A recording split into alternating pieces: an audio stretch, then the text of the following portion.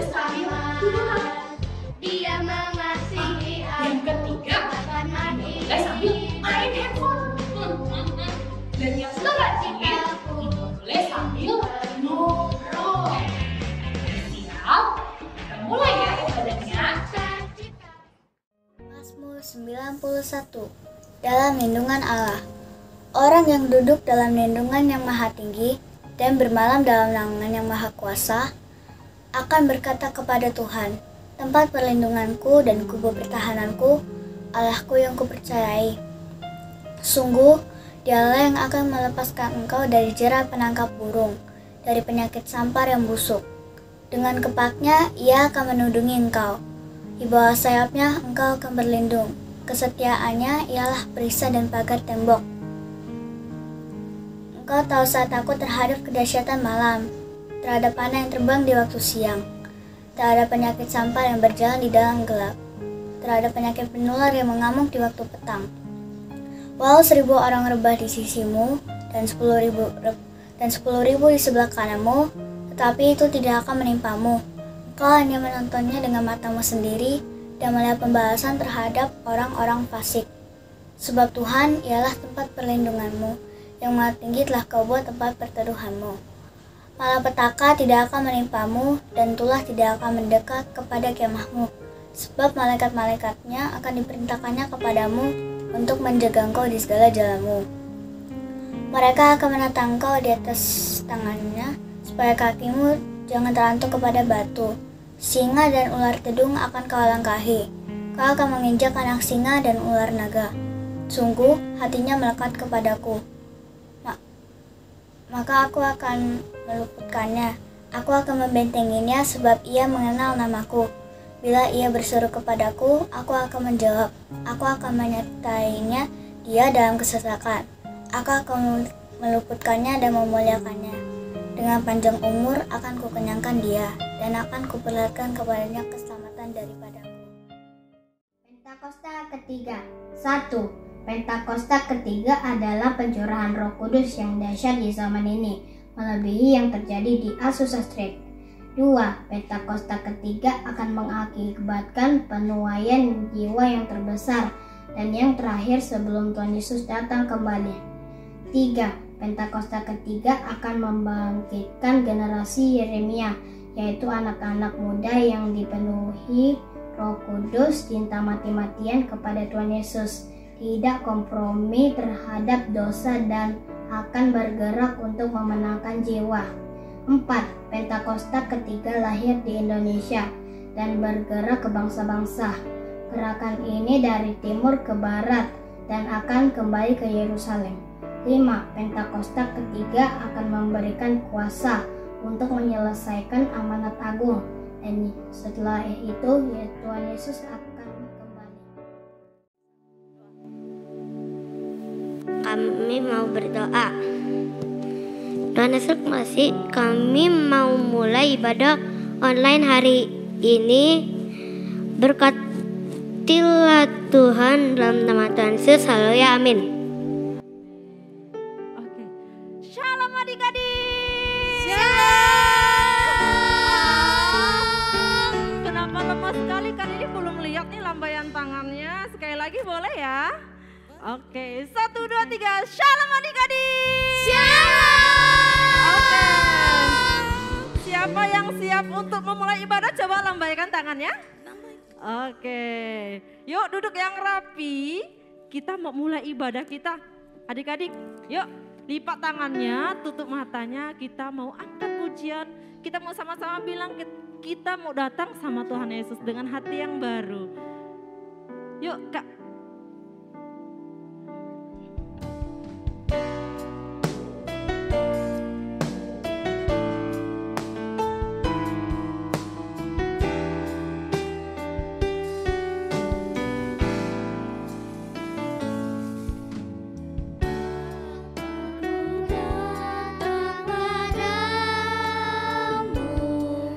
Naikkan ucapan syukur.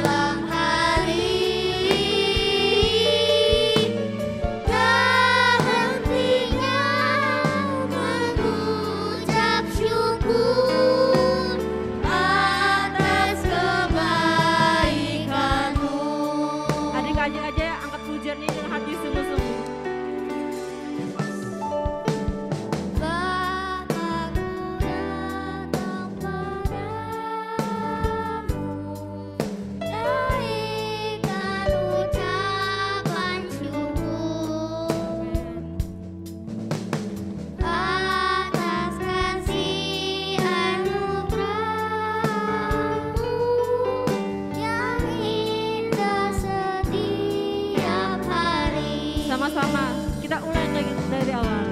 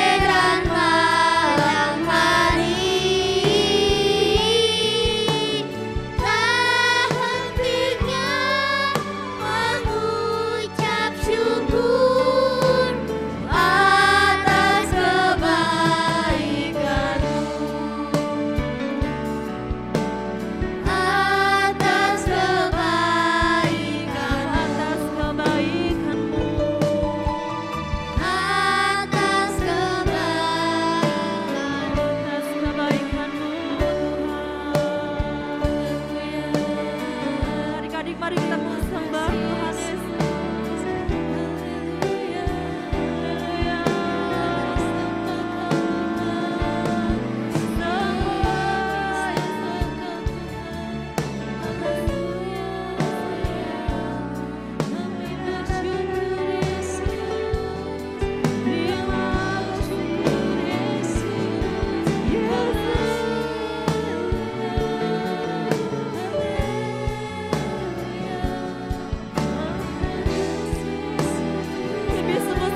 Adik-adik, kita mau masuk ke hadirat Tuhan.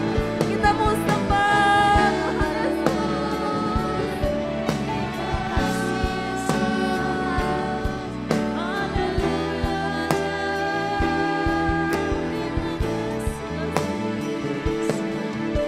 Kita mau katakan pagi hari.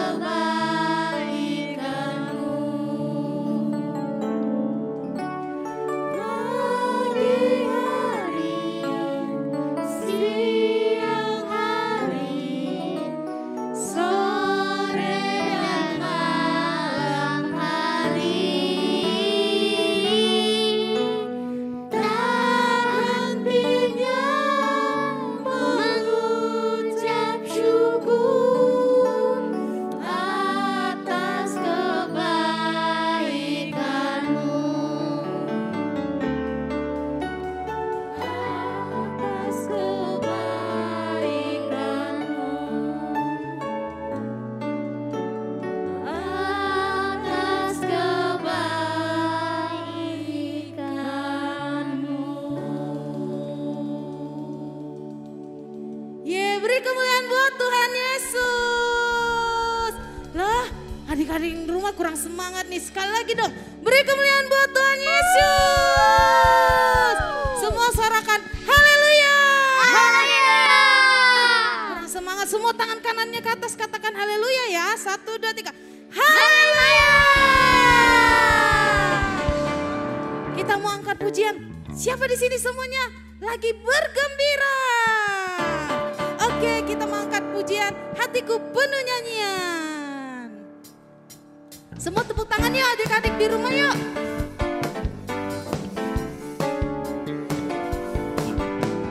Hatiku penuh nyanyian, hatiku penuh nyanyian.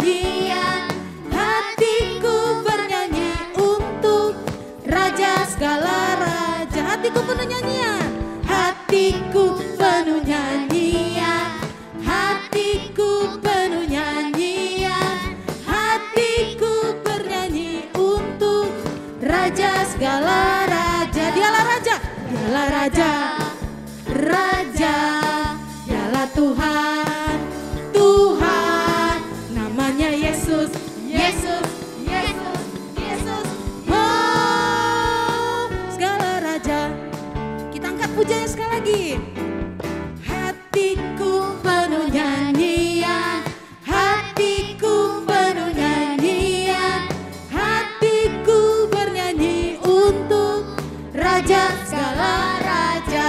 Hatiku, hatiku penuh nyanyian, hatiku penuh nyanyian, hatiku bernyanyi untuk Raja segala raja. Dialah raja, dialah raja, raja, dialah Tuhan, Tuhan. Namanya siapa? Namanya Yesus, Yesus, Yesus, Yesus. Oh, segala raja mendidih di hati, mendidih di hati, mendidih di hatiku. Ku selalu bernyanyi, ku selalu bersuka, hilanglah susahku. Ku tak dapat mengerti maksud Tuhan sebelum ku dengar. Mendidih, mendidih, mendidih, mendidih, mendidih di hatiku. Stop dulu deh, stop dulu. Gerakan mendidih itu seperti apa sih? Coba contohin yuk, kita bilang mendidih gimana? Tangannya begini, turun ke bawah. Oke, semua adik-adik di rumah ikutin ya. Oke, semuanya turun sampai ke bawah. Kita mulai dari awal. Mendidih di hati, mendidih di hati, mendidih di hatiku. Ku selalu bernyanyi, ku selalu gembira, hilanglah susahku. Tak dapat mengerti maksud Tuhan sebelum ku dengar. Mendidih, mendidih, mendidih, mendidih, mendidih di hatiku. Mendidih lagi. Mendidih, mendidih, mendidih, mendidih, mendidih di hatiku. Hore, katakan haleluya. Kita angkat pujian. Siapa di sini masih bersyukur buat kemuliaan Tuhan, buat hadirat Tuhan? Kita mau angkat pujian, segala puji syukur. Ya, tepuk tangannya semua adik-adik yang di rumah yuk. Jangan ada yang duduk, semuanya harus penuh sukacita.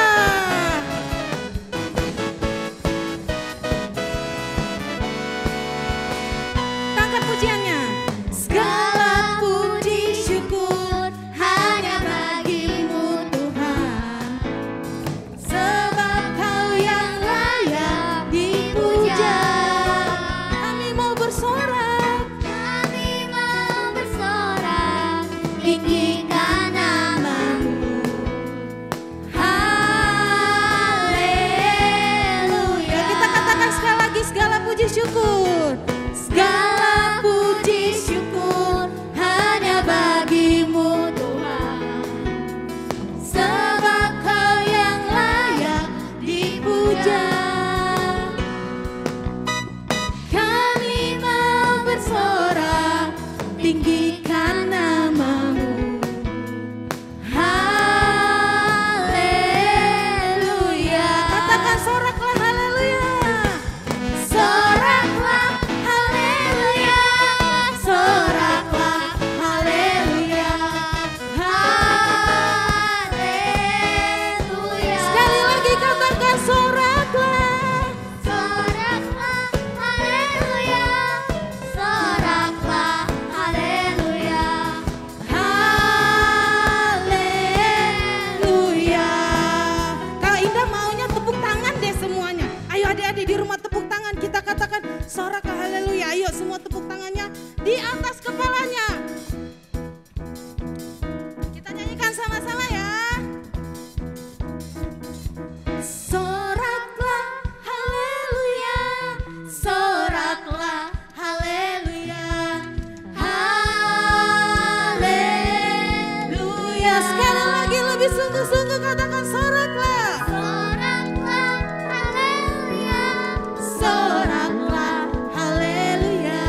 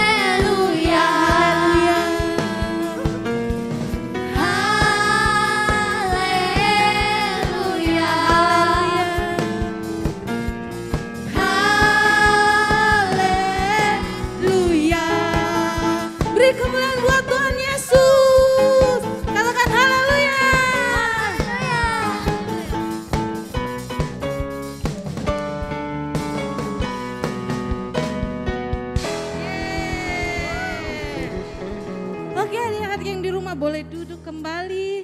Siapa di sini? Selanjutnya kita mau ngapain ya? Ada yang tahu? Kita mau ngapain ya? Mendengarkan firman Tuhan. Oh, adik-adik yang di rumah siap mendengarkan firman Tuhan? Siap, oke, ayo kita mau angkat pujian, kita mau dengarkan kebenaran tentang firman Tuhan. Yuk adik-adik semuanya kita lebih sungguh-sungguh untuk memuji, menyembah Tuhan. Kita mau angkat pujian, I am here.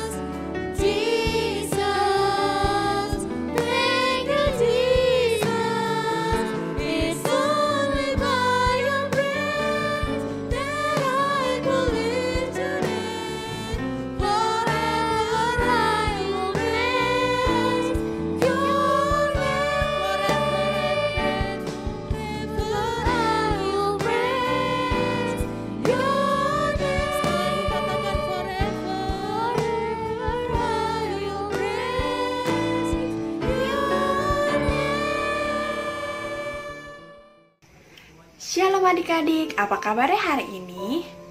Luar biasa, hari ini kakak Nia yang akan membawakan firman Tuhan.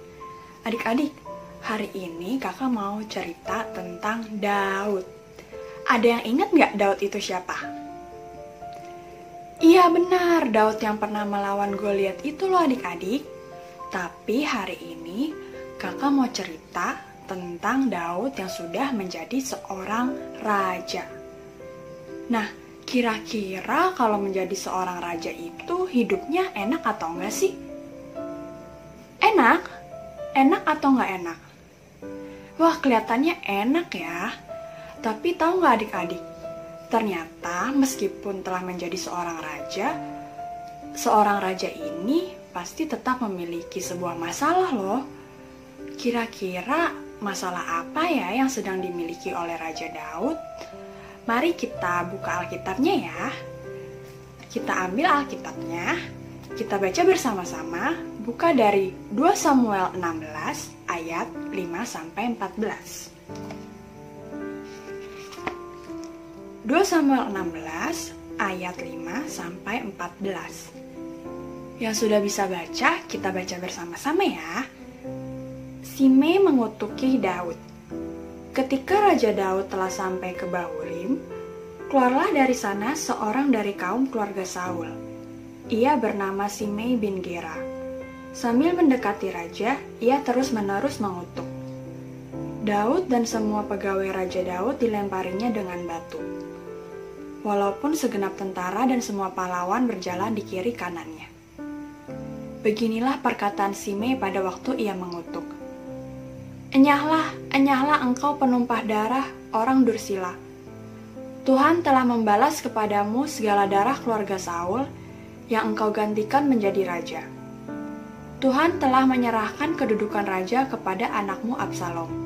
Sesungguhnya, engkau sekarang dirundung malang karena engkau seorang penumpah darah. Lalu berkatalah Abisai anak Zeruya kepada raja, mengapa anjing mati ini mengutuki tuanku raja? Izinkanlah aku menyeberang dan memenggal kepalanya. Tetapi kata raja, apakah urusanku dengan kamu, hai anak-anak Zeruya? Biarlah ia mengutuk. Sebab apabila Tuhan berfirman kepadanya, kutukilah Daud. Siapakah yang akan bertanya, mengapa engkau berbuat demikian? Pula kata Daud kepada Abisai dan kepada semua pegawainya, sedangkan anak kandungku ingin mencabut nyawaku. Terlebih lagi sekarang orang Benyamin ini. Biarkanlah dia dan biarlah ia mengutuk, sebab Tuhan yang telah berfirman kepadanya demikian. Mungkin Tuhan akan memperhatikan kesengsaraanku ini, dan Tuhan membalas yang baik kepadaku sebagai ganti kutuk orang itu pada hari ini. Demikianlah Daud melanjutkan perjalanannya dengan orang-orangnya.